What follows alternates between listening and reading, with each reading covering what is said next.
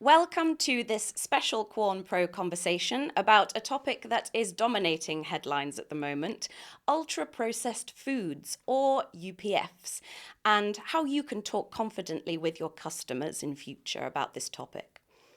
In my role as policy and partnerships lead at Quorn Foods, I see how confusing this term can be for the general public, but also operators who really just want to serve the healthiest and most sustainable foods that their customers love and can trust.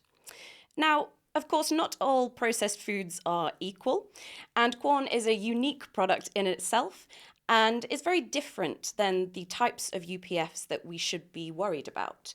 So today, in this conversation, we'll be looking specifically at Quorn mycoprotein, the evidence and science behind it, and crucially, how you can talk confidently with your customers, with chefs, pupils, parents, and more. I am delighted to be joined by two amazing guests today. Firstly, we have Dr. Emma Derbyshire, public health nutritionist and CEO of Nutritional Insight, who has been working on the evidence base around mycoprotein for over a decade Yes, now. quite a few years now, at least 10, maybe more. So we have an expert on our hands here and also looking at the evidence base on UPFs more recently. And I'm also joined by Kelly Worthy, who is our Global Food Service Controller.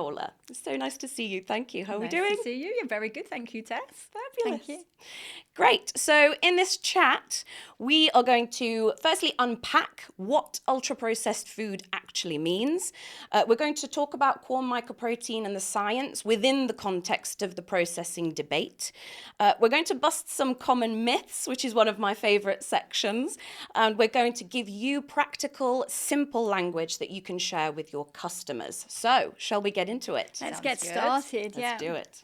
So, Emma, Yes. let's start at the beginning, shall we? This term, ultra-processed food, Yes.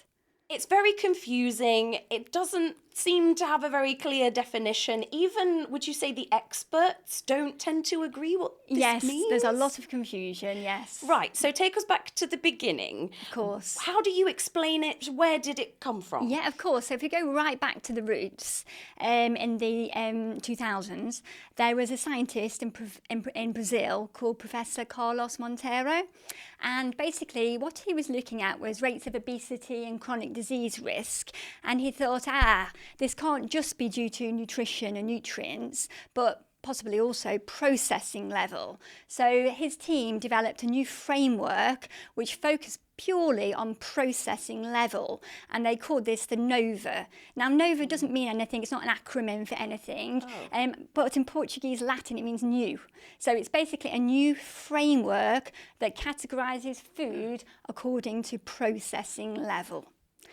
And there's 4 levels within it. So level 1 is unprocessed. So it's come from the ground, it's in its natural state, it's a whole food. So this can be things like fruits, vegetables, meat, for example, your grains. Then level 2 are processed culinary ingredients. So this is actually things like sugar, butter and salt. Level 3, now we're moving on to processing. So it's when things begin to be added, for example, to increase shelf life. So you may, for example, have an emulsifier added. And then we have level 4, which is this ultra-processed foods, which we're hearing so much about. And these are foods that do not resemble whole foods in any way. They do not represent food in their natural states. They may have additives added to them, preservatives, and they may be hyperpalatable, which means that they can be consumed in excess. They're easy to digest, and easy to consume and overconsume. So they're the main 4 tiers. But just to reiterate, they are based very much on processing level, and they're not considering nutritional level within that. So, as you said, this is a relatively new way of defining processing and different types of foods, and it feels like some of it is quite complicated or even slightly vague where the different tiers start and end. How do professional bodies feel about this? What has been the reaction from the likes of SACN or the British Nutrition Foundation, for example, to a new model that's come out of kind of nowhere and taken the media and the public imagination by storm? So yes, we've heard a lot about these ultra-processed foods, and a lot of organisations have had scientific meetings, discussions and roundtables. So if we look first of all at SACN, which is the Scientific Advisory Committee on Nutrition, they've concluded that there are some concerns between ultra-processed foods and certain health outcomes. So things like heart disease and cancer risk, for example. But much of that evidence comes from something known as observational studies. So they're long-term follow-through studies. And other lifestyle factors are not always rigorously controlled for. So there can be other factors feeding in and skewing the results. So they say that more research is needed, and we do need more trials, more randomised controlled trials, really. And then there's another organisation, the BNF, the British Nutrition Foundation, and they conclude that it can be useful, but it's very much only focusing on processing level. And you could have two foods that are on the same processing level, but they could have very different nutritional profiles. So we do need to iron out this definition in the future. I think that's a really important point, something that really strikes me about the Nova system. When you start to look at the different foods that qualify as ultra-processed, they can seem really radically different. So you have things like fizzy drinks, sugary breakfast cereals, but then you have, real staples within the public diet of baked beans or wholemeal bread, which I don't know about you, but I think any self-respecting public health nutritionist or healthcare professional would probably say we should be eating more of those foods. So how do you reconcile such a broad category that has, arguably very healthy foods, and then arguably probably the types of ultra-processed foods that we're talking about that have these health considerations attached to them? Okay, so we're moving now towards the nutrient profile model. And now this is actually being used for about 10 years, and we've just updated it and it's gone to consultation. But what this does is it categorises food according to their salt, their sugar and their fat profile. So we call this HFSS foods, whether they're high in fat, sugar or salt. So this is a really useful profiling model, really, because what we're doing with this is we're balancing the positive nutrients, so things like fibre and protein, with the less favourable nutrients, so things like saturated fats, the salt and the sugar. And then from these there's a score, and this is used in things like advertising as well, and children's advertising restrictions. So this is really useful because then we're not only focusing on processing level, but also we're then considering this nutritional level as well. And isn't it true, Emma, that when we talk about Nova and this new way of thinking about processing levels and the healthiness of food, that Nova actually doesn't consider nutrition as a key part of that healthiness score, which I find quite strange, because I think the bulk of the evidence that we have on long-term health conditions and healthy diets really does centre around the actual nutrient profile of foods, right? So what is your take on that being missing from Nova? I mean, that's a really good question. So yes, Nova does focusing on processing level. So I do have an analogy for this, really. It's a little bit like taking a car for a service, and you look at the mechanics, aka the processing level, but you're not checking its fuel level or water level. So you're not, looking at the whole picture. So we're only looking at part of the picture when we consider Nova and the processing level, rather than this whole holistic picture, really, where we also consider the nutrients. Fascinating. Thank you so much for clearing some of that up. Let's move on to talking about mycoprotein then, and the science behind mycoprotein. Kelly, I'm going to come to you for this one as a QuornPro expert in the house. Oh, thank you. Now, when we think about Quorn mycoprotein, a lot of people, it's a new term. It might seem unfamiliar. Can you tell us, how do you explain Quorn mycoprotein to your customers? That's a great question. Thanks, Tess. When we're with food service operators and customers, we always talk to them how Quorn is powered by mycoprotein. It's the key ingredient in every Quorn product. We talk about how it's naturally occurring fungus, and it's actually called Fusarium venenatum, and it's grown using a fermentation process, very similar to how we make breads, yogurts or beers.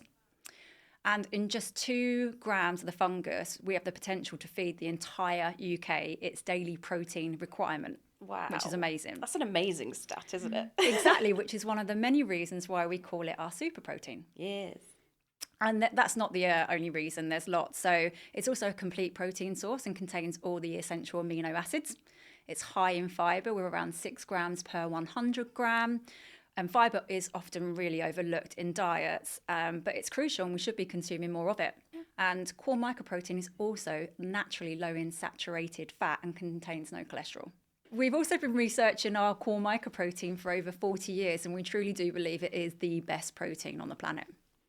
Wow. I mean, those are some amazing stats. But as you say, we have 4 decades of research on the health benefits and the environmental impact of mycoprotein. So I'm going to come to you again, Emma, Yes, as of our course. resident expert. Yes, of course. You've been very, very close to this research. Yeah. What do we know about the health impacts of consuming a protein that's as unique as mycoprotein? Yeah, of course. I mean, as Kelly said, there's just so much research that's been invested. Like I say, at least 4 decades. And the good thing is there have been a lot of trials, a lot of randomised controlled trials, clinical trials, which is really strong science. So that's really important. Yeah, so I'll just run through some of the highlights, really, the research highlights. So I'll start with the meta-analysis papers and I'll explain what they are. So meta-analysis research is really gold standard research, because what it does is it pulls all the data from trials, basically. So there's a fairly new meta-analysis gold standard paper that's looked at data from 9 trials and about 178 people. And it was actually carried out by Australian scientists at the University of South Wales in Australia. But what they found that was really interesting was mycoprotein consumption helped to regulate total cholesterol levels. So they came down. Wow. So that's a really interesting finding in itself. And this has been backed up as well by other studies. So in the UK, at the University of Exeter they've carried out a community study, a community trial, and it lasted 4 weeks.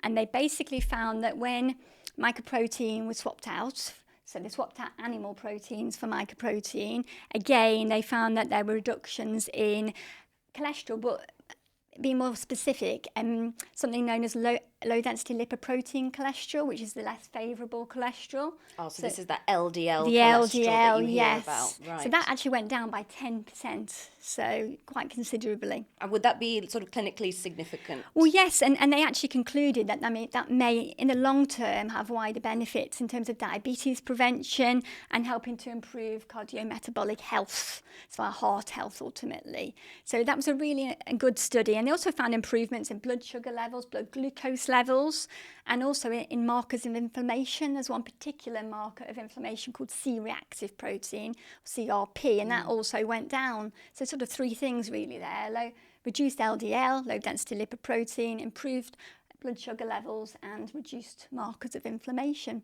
And do the researchers kind of hypothesize what the mechanisms of some of this might be? I mean, Kelly mentioned Yes. this amazing high fibre content Yeah. that's naturally present in mycoprotein. Would it be Yeah. would it be likely that it's linked to the fibre? Yeah, and with the fibre, there's some really interesting research as well, looking at gut health. And just after 2 weeks at the University of Northumbria, lactobacilli, which is a good, gut-friendly, favourable bacteria, was actually increased and improved. Is that the bacteria that you sometimes see that's cultured in yogurts that is good for your gut health? Yeah, it's a friendly one. So you have cool. ones that are less friendly, but this is a nice friendly one.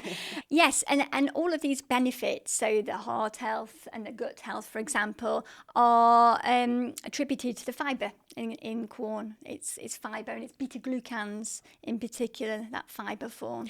I find it really fascinating. I think this is some of the most exciting research that we have on fibre. As Kelly said, we're not eating enough fibre, so protein tends to get the spotlight, and we do have some amazing research also on the protein quality in mycoprotein. But really, fibre seems to be something, really magical there that obviously isn't present in meat either. Yeah. I was also wondering, in terms of the Nova system and the research around Nova and ultra-processed foods, in your experience, is this research included within the scope of the current evidence base on Nova, or is it?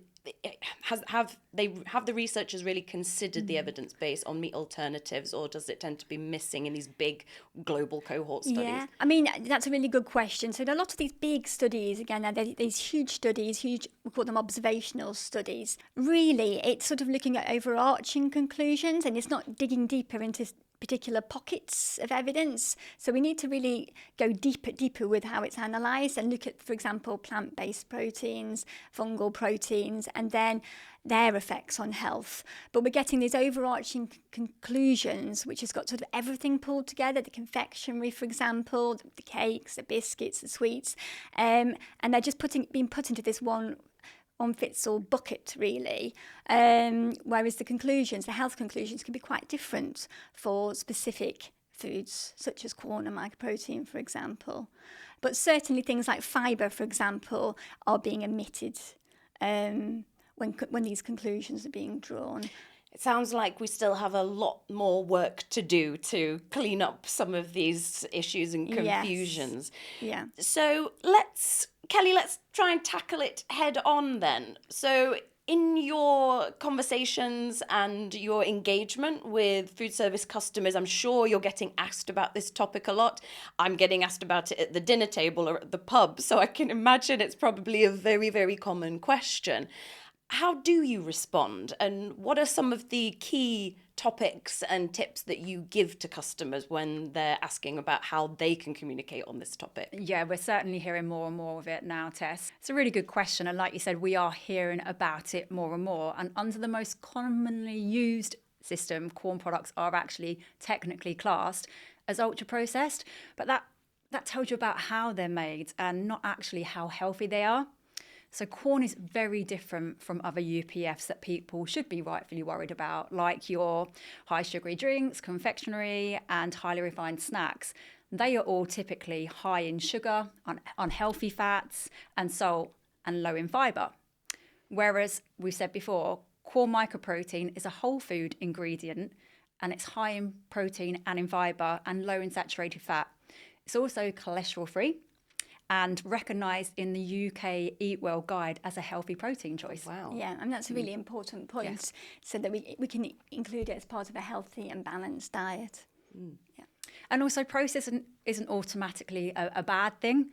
Think of, for example, infant formulas or probiotic drinks or gluten-free bread even. These exist because they solve a real nutrition and safety need. Yeah, that's true. People use meat alternatives actually a lot of the time because they are really trying to transition towards a healthier dietary pattern that's full of more whole foods. We know that's why our consumers really love our products, because it really helps them on that journey. And they form a really important source of protein in diets that are trying to moderate meat consumption, for example. So I think it's really important that we understand why people are using these products, and that also they can be a really important source of nutrients. Another thing I think that is really unusual about the Nova classification when it talks about processing is that it doesn't actually talk about processes that the food goes through, but it only talks about ingredients and additives. So again, I think it's quite confusing for customers and consumers to really understand what this is trying to achieve. And I think that's going to be a big challenge in future, isn't it, Emma? Yeah.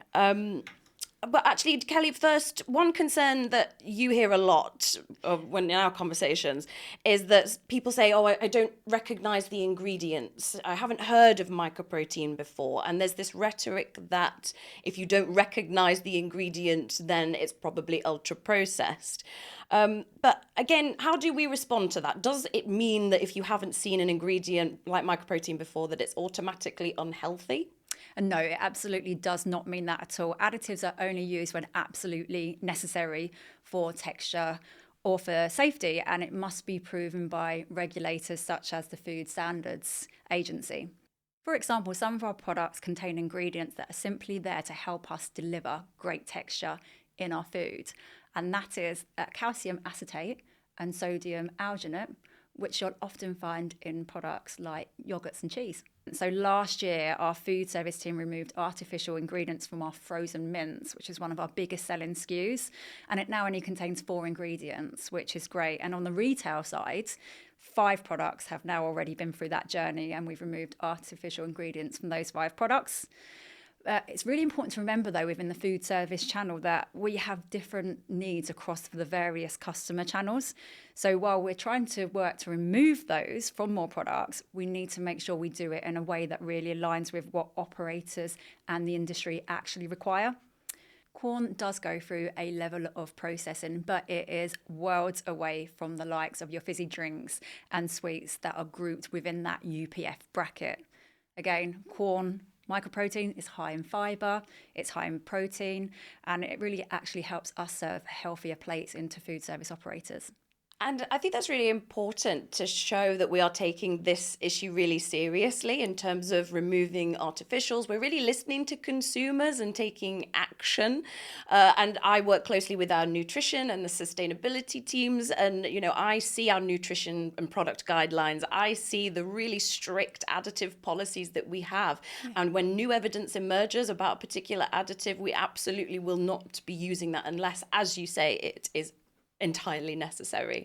So thank you for sharing that with us. So Kelly, let's stay with you for a second, because I think customers are actually looking for some practical communication tips.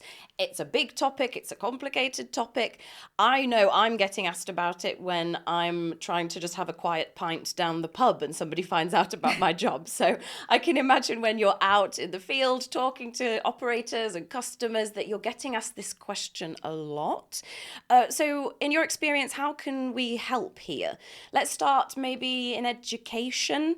Many people listening will probably be serving pupils and dealing with concerned parents, or might be concerned parents themselves. What language works well in those conversations in your experience? Yes, you are right. We're hearing about it a lot, not just actually from education, but from across different channels and sectors. What we're finding works best is to keep your messaging really, really simple. We often talk about, you know, it's something that you can't skirt around. You have to acknowledge it. So yes, under the definition, Quorn is UPF, but again, that very much talks about the process and not actually how healthy the products are. For instance, you could say we use it on menus because it's high in fibre and protein, reinforcing some of the really key benefits. It's also low in saturated fat and recognised in the Eat Well guide as a healthy protein choice. For children specifically as well, it's ensuring that we give them the protein and fibre they need to stay full for the day. Yeah, I mean, that's really important. We know that mycoprotein contains all the 9 essential amino acids that we need. And children are growing, they're developing, and there's some studies again that are done in adult populations, but they show that the protein and mycoprotein helps with muscle protein synthesis, so it's helping with muscle growth and muscle formation. So that's really important. And we also know that in the UK, we're having our diets really lack in fibre. So adults, about 10 grams below recommendations, which are 30 grams a day. So there's a great big fibre gap in the UK. So foods such as Quorn mycoprotein can help to plug that fibre gap in adults, but also in children as well. I read somewhere, Emma, that is it 94% of adults, and I think it was children as well, are not getting enough fibre, and that's kind of mind-blowing that we're not having more of that conversation. So in the UK, we know that the fibre recommendations are currently set at 30 grams per day, and only 4% of adults are reaching that target. So that means a huge 96% are not getting enough fibre in the UK. That's really shocking, isn't it? And it's the same trend for children as well. Ooh. And something that Kelly said just now pricked my ears up, and that was that mycoprotein is actually mentioned as a recommended protein source in the Eat Well guide, which is basically our guide for national dietary recommendations, right, Emma? So surely there must have been quite a lot of rigour around that process of allowing mycoprotein to even be mentioned in dietary guidelines. Yeah, exactly. So all the evidence has to be evaluated and substantiated, and yes, it goes to the bodies, and yes, it's included within healthy eating guidelines. So Quorn mycoprotein can be consumed as part of a healthy and balanced diet. And also when you serve your mycoprotein, quite often it's served, you know, with vegetables, for example, as part of a whole meal. So that's another thing that we need to consider as well. When we're looking at processing and things such as that, we need to think about how is the food served. Are you eating it as 100% processed food, if that makes sense? Or is that food being served with something alongside it? Yes, such as fruits and vegetables. It's so important to think about your the whole veg. plate, your whole diet is actually what's going to have the biggest impact, right? Yeah, exactly. So we've talked a little bit about practical communication tips in the educational sector, but Emma, healthcare is under similar scrutiny, perhaps even more so when you're thinking about particular patient needs, when you're thinking about, how do doctors, nutritionists, dietitians, healthcare professionals in general communicate about this?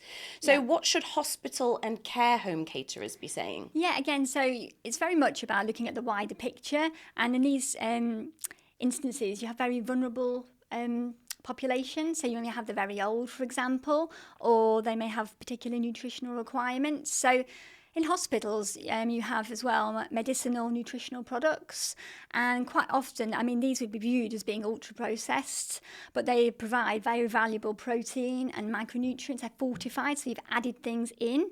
So you've fortified and added in these micronutrients. So again, you've got to look at the wider picture. Hospital menus are excellent. They try to keep the salt down, the fat down, but equally, when patients go into hospitals, you may have more vegetarian patients going into hospitals, more vegan patients, so we need to meet these requirements as well. And you also have perhaps, older patients, so aging populations that need, is it right, they need higher protein requirements? They need the protein, they need digestible protein that's well absorbed and has all the key essential amino acids. So there's 9 essential amino acids our body needs. And actually, I remember when my grandma was getting a bit more elderly, she really struggled with the texture of meat, sort of, having the strength to chew a piece of beef, for example. Yeah. So again, sort of textural challenges exist in hospitals too. My nan's just been in hospital. She's very, she's got muscle wasting, she's got sarcopenia, and some of these so-called ultra-processed foods have played a vital part in her recovery. So she's been having a protein drink with extra micronutrients, and again in the menu, sometimes you might not want the meat, you might want something else. The patient next to her was vegetarian. I noticed on the board. I thought, they'll be probably serving her some Quorn or some mycoprotein. So these needs need to be met at the end of the day. And it goes back to what Kelly was saying earlier about actually it's really about what role these foods play in your diet and that overall diet. So everybody, everyone's unique and everybody has their own sort of requirements and needs for a healthy diet. Well, exactly. And also, for example, in these instances, they may be provided, for example, with cereals. So these cereals may be low in sugar, they could be whole grain, but also fortified. So they would, again, be classified as being ultra-processed, but they may be providing things like, again, fibre and key micronutrients. It's an absolute minefield, isn't it? Well, let's move on to another sector. Kelly, let's go to you again. For example, restaurants, QSR, contract caterers, what is the simplest way to keep the teams informed and on message? Okay, and it comes down to a simple message again that reinforces all of the key benefits of Quorn and mycoprotein. So the first part of that message is that Quorn is made from a naturally fermented protein, which is really important. The second one is that it's high in fibre and high in protein and naturally low in saturated fat. And for them and their customers, it's about making dishes that are ultimately better for them and the planet. That's really interesting, Kelly. Thank you. And we could probably do a whole other podcast about the environmental science and benefits of mycoprotein, but we'll leave that for today. Let's finish off, shall we, with some quick-fire myth-busting between all of us. So, Emma. Yes. If Quorn is a so-called UPF, does that mean it's bad for you? So we need to put it all into context and really debunk it all. So the definition of ultra-processed food is very much a broad brush definition. And we need to just go back and just remember that it's based on processing level rather than nutritional profiling or nutritional level. So it's only considering that processing. Also, when we look at the studies and we look at the evidence, we really need to delve so much deeper, really, within these studies. And we need to look at subcategories of ultra-processed food. So we need to look at, yes, our confectionery is one and the health outcomes there. Then we need to look at plant-based diets and then the health outcomes there. Fungal protein and health outcomes there, because at the moment we're just pooling it all into one big bucket and looking at the health outcomes. So some of these really important food categories are sort of getting mixed within all of that. And I think it was quite interesting to see the recent statement by the British Medical Association around this and the need to actually untangle some of these different products and the evidence base between them. Can you talk a little bit about that? Yeah, of course. I mean, that's a really good point, and it's a really, really good read. It's such a good report.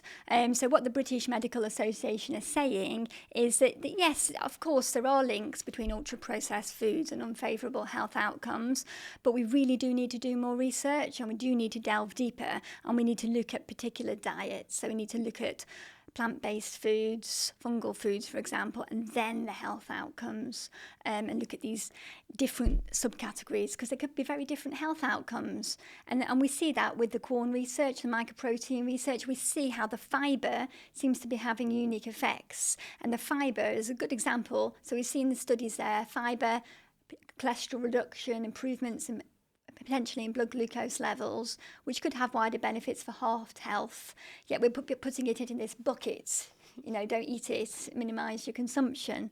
So, yeah. And I think it's interesting that within the definition of ultra-processed foods, that actually they talk about these foods are not high in fibre, or they're not containing whole foods, whereas we know, let's take Quorn mince for example, yes, it's 92% mycoprotein, so a whole food, it's high in fibre, it's high in protein, and so it kind of doesn't really fit the mould. So it's going to be really interesting to actually see some of this untangled with better research over the next few years, and I think I think ultra-processed food could become a useful term. Yeah. But we really need to understand what responsibly processed food looks like. Exactly. And we almost need to go back to the whole NOVA definition and layer it. So, you know, you could keep the NOVA, that's fine, keep the processing levels, but you need to layer nutritional profiling on top of it. Or again, the nutrient profiling model is a really useful one. And again, within that, we're looking at the core basics, the core fundamentals. We're looking at the fat, the sugar and the salt. And really, when you're picking all of this ultra-processed research, is it the processing or is it the fat? Is it the salt? Is it the sugar? And that's what many bodies are saying. If you follow the Eat Well guide and you follow a healthy, balanced diet, you're naturally reducing your intake of ultra-processed foods anyway. So it's back to those core fundamentals. Yes, and it's a shame really that actually it's, you know, maybe influencers or misinfluencers that are not nutrition experts, they're not dietitians, that are getting these media headlines and sort of taking up the majority of this conversation, whereas when you speak to healthcare professionals, on the whole, there is a lot of criticism of this NOVA model. I mean, there's a lot of scare tactics, and in the long term, it could actually have detrimental effects on health. So, for example, if we don't have fortified cereals, low sugar, whole grain, fortified cereals, it could really affect our micronutrient intakes in the long term. In the UK, we're already lacking in iron, for example. I mean, about half of women and girls are not getting enough iron.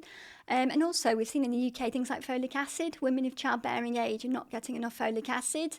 Now, we should be fortifying and adding folic acid to flour and foods, but a lot of people are now being very cautious about that and scared because you're adding something in. It would sort of push you over the line into ultra-processing, so it becomes very confusing for manufacturers to kind of know what the right thing to do is. Exactly. Kelly, we know that many people are on a journey of moderating their meat consumption or trying to reduce and make some better choices.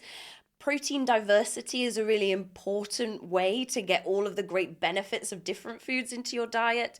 Why should Quorn be part of the protein mix that people consider making? Well, aside from the sustainability impact tests, Quorn is also high in fibre, low cholesterol and less saturated fat, and it makes it a win-win for nutrition and the planet.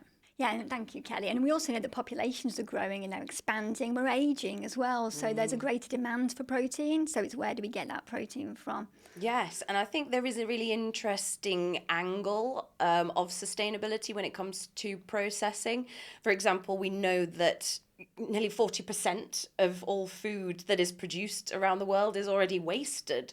So actually, if we are going to retain more nutrition throughout the supply chain, we're going to need to use creative processing methods to get more food of better quality to more people at more of the time. So I think that's often kind of missed in this wider discussion around processing. Yeah. I mean, there've been some very interesting new papers that have come out recently. They've actually said this, that we need to look at other factors, environmental factors, food production ramifications and effects, and sustainability as well. So if we were to sort of follow the NOVA, and if we weren't to eat any ultra-processed foods, what would that future look like in terms of food production? So we need to think about that, that. And it also has a bit of a halo effect on these kind of Nova 1 foods, right? Such as red meat, which we know actually most dietary guidelines are suggesting that we should reduce that, and for health reasons, but also for environmental reasons as well. So again, it feels like we're having a lot of focus on the Nova 4 UPFs, but losing focus on some of the broader sustainability and planetary health goals that we're trying to achieve too. Yeah, it's all very confusing, really. And things like your butter and your sugar, for example, your salt, they're all number 2 too. So you think it's okay to eat those, but we know there's, everything in moderation. So it's very much back to moderation, isn't it? The moderation message. But yeah, it's quite ironic, really, some of these things. Yeah, it's been very polarizing, right? So, Emma, what about sort of how often you should be eating Quorn? Again, sort of a myth is that, we should only have it a certain number of times a week or something. Is there any evidence to show that there's an ideal amount to be eating mycoprotein? I mean, the guidance is just to consume it as part of a healthy and balanced diet within the Eat Well plate, within the Eat Well guide. And so, yeah, that's it. And just you can serve it with the vegetables, for example, and with your whole grains. I know you've got some great recipes as well, haven't you, on your website?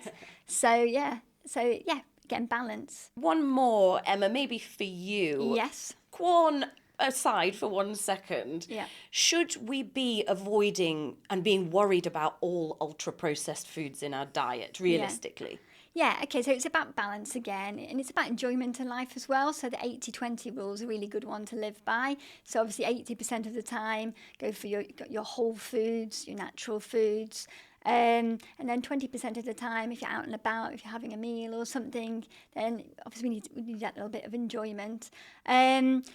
But yes, I mean, and also it's about frequency. It's about the key word really is frequency. And when I talk about ultra-processed foods to a lot of people, I keep mentioning that we need to consider frequency.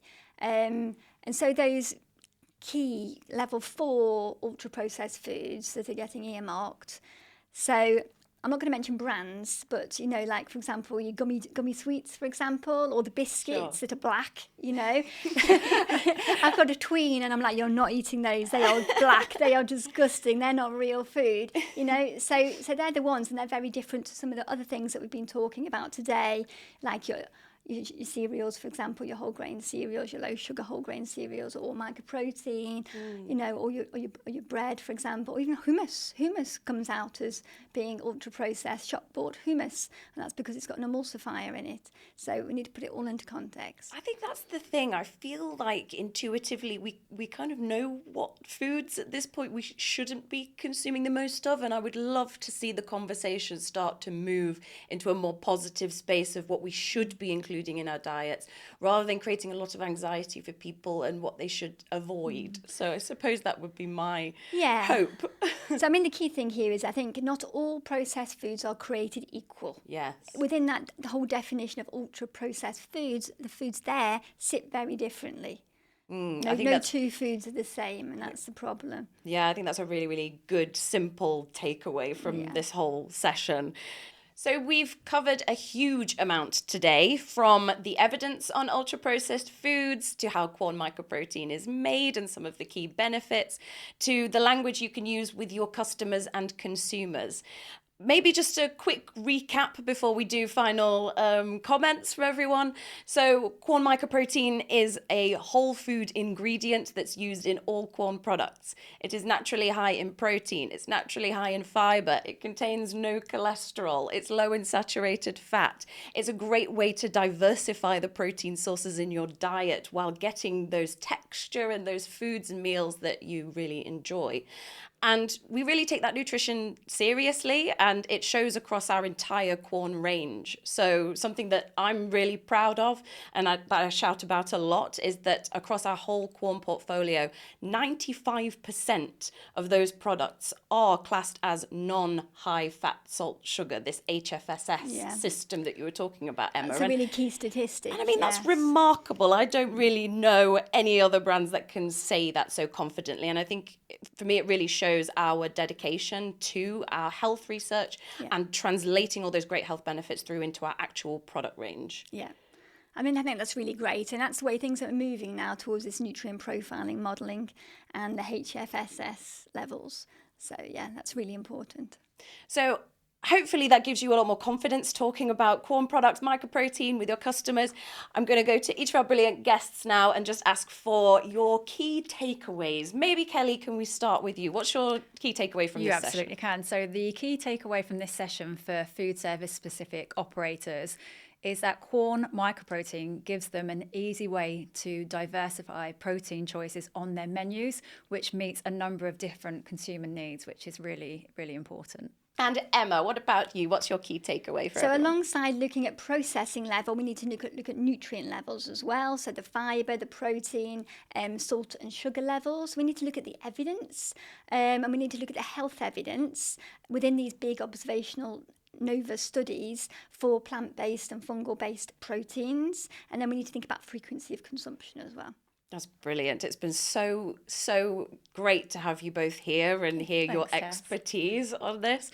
I think for me, my key takeaway, if I might add one, is when we're talking about food processing, I think it's really critical just to be open and honest and keep to the facts rather than the sensational headlines or misinformation that, we might be exposed to at the moment.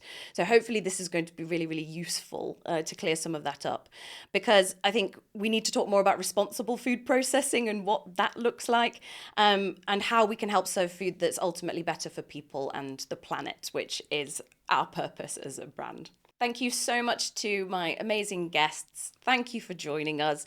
We've covered a lot, but if you still have questions, if you would like some more support on how to talk to your teams or your customers about this topic, then we'd be so happy to support you further. So please just get in touch with the team. Thank you for joining us.